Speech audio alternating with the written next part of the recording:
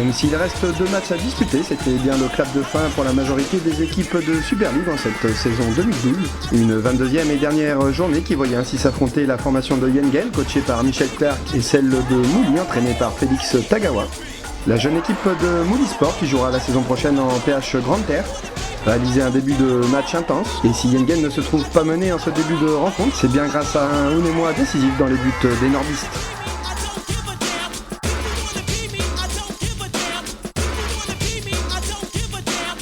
Et comme souvent cette année, Mouli Sport paiera 2 minutes plus tard ses premières errances défensives, de quoi profiter à Bertrand Caille pour inscrire le premier des 5 buts de son équipe. Le goléador Kagou signait là son 21e but de la saison. Mis en confiance par cette ouverture du score, les Bleus mettent ensuite la pression sur la cage adverse.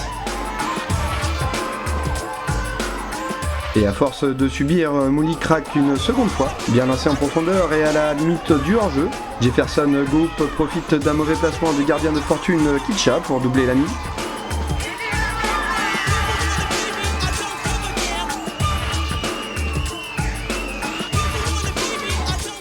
Avant que le même Goup ne réalise le doublé.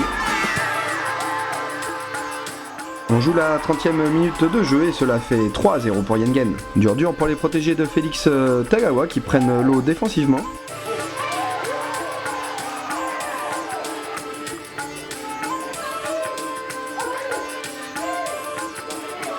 Jusqu'à ce but magistral de Jordan Mandawe, certainement l'un des buts de l'année pour le joueur de Mouli. De quoi redonner le moral aux siens. En seconde période, les Verts et Blancs tentaient bien de revenir au score, mais les espaces laissés profiter aux hommes de Michel Clark, qui avait là l'occasion de tuer le match.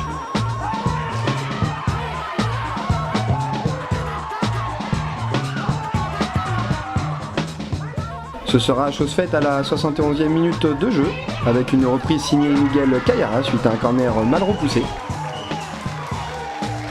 Cela fait 4-1 au tableau d'affichage. Mais cette saison, Mouli aura eu cette force de ne jamais abdiquer et les joueurs d'UVA continuaient de se projeter vers l'avant.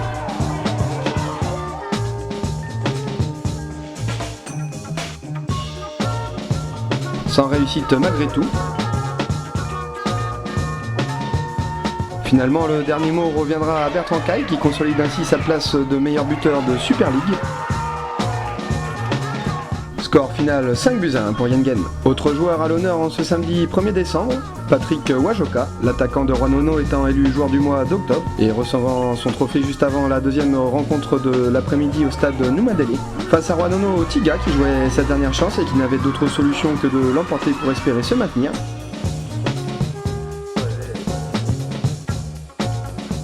Un Patrick Wajoka qui ne mettait pas longtemps à se mettre en évidence, car Roanono se montrait dangereux en ce début de rencontre.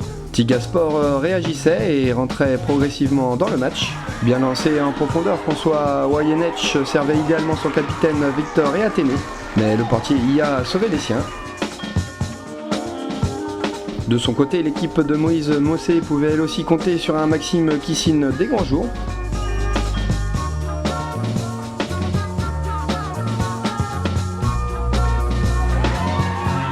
Et finalement, rien ne sera marqué en cette première période.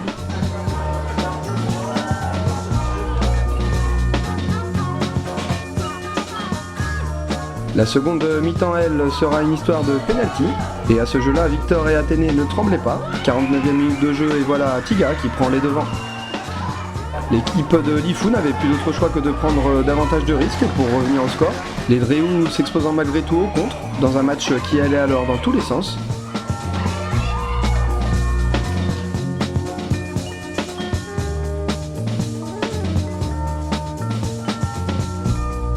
Jusqu'à ce second penalty sifflé par l'arbitre Eddy Théin Boanouma, mais cette fois-ci en faveur de Roanono.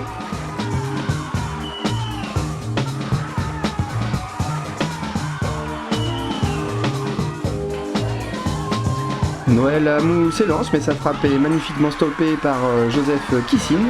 Il reste alors 20 minutes à Roanono pour égaliser dans un match qui devient fou, à en perdre même ses chaussures. Tiga souffre physiquement mais tient bon face à la pression des bleus et rouges.